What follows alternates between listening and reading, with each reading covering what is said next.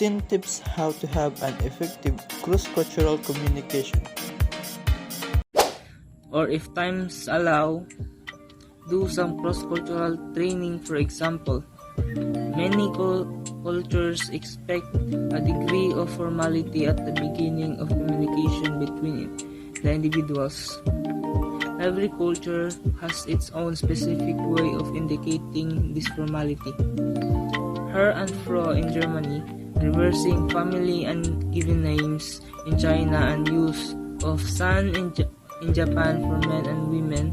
Be aware of these familiarities and don't jump straight to first name terms until you receive a cue from the other person to do so. Avoid slang.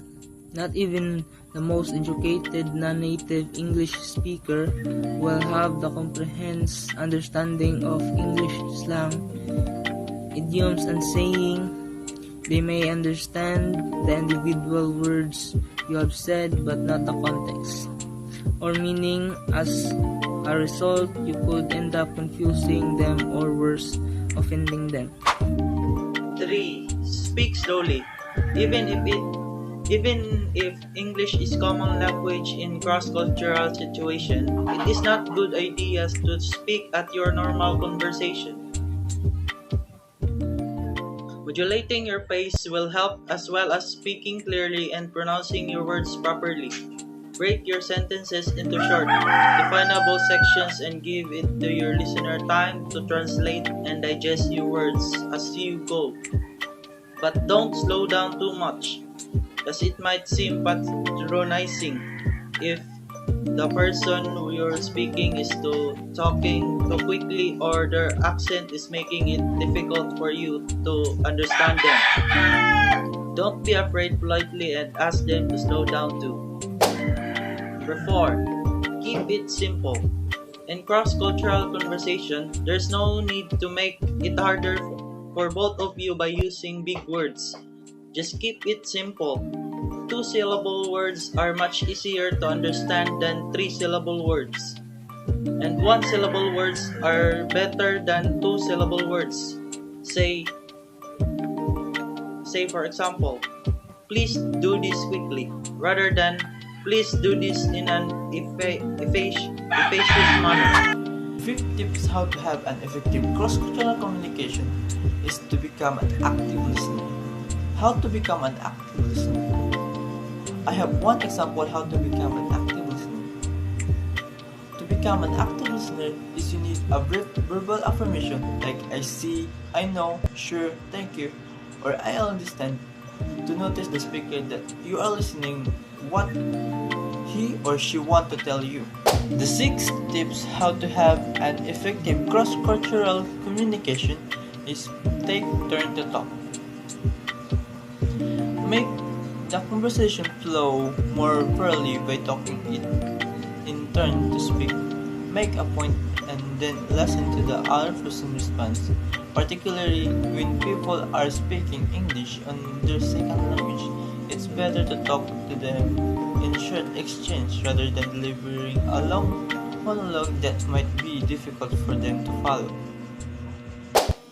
Tip number 7. Write things down. If you're not sure whether the other person has understood you properly, write it down to make sure. This can be particularly helpful when discussing large figures. For example, when you have a business meeting to the other country and you will discuss about financial matters or you will go to talk about money, then it's better to write it down in order for you to fully understand and effectively comprehend about the topic you are discussing. Tip number 8. Avoid closed questions. Don't phrase a questions that need a yes or no answer. In many cultures, it is difficult or embarrassing to answer in the negative. So, you will always get a yes even if the answer is no. Ask open-ended that require information as a response instead. An open-ended questions is a free-form survey questions that allow people to answer in open text format so that they can answer based on their complete knowledge, feeling, and understanding. It means that the response to this question is not limited to a set of options. An example of an open-ended question would be, where do you want to be in 5 years? Where do you want to be in 5 years? In that question, you will get an answer that provides you an information rather than asking questions that are only answerable by yes or no. Number 9. Be careful with humor. Many cultures take business very seriously and believe in behaving professionally and following protocol all the times.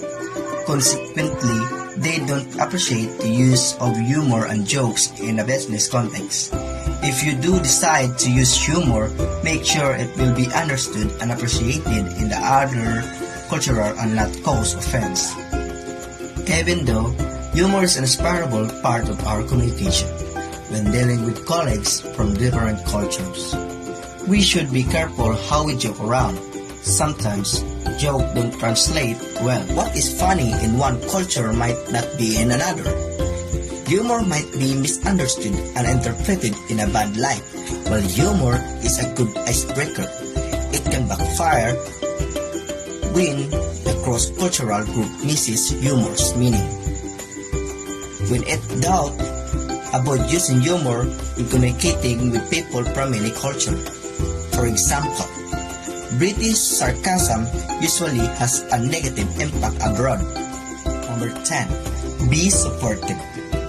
Effective cross-cultural communication is about all practice feeling comfortable in any conversation with non-native English speaker. Treat them with respect. Do your best to communicate clearly and give them encouragement when they respond. This will help build their confidence and trust in you.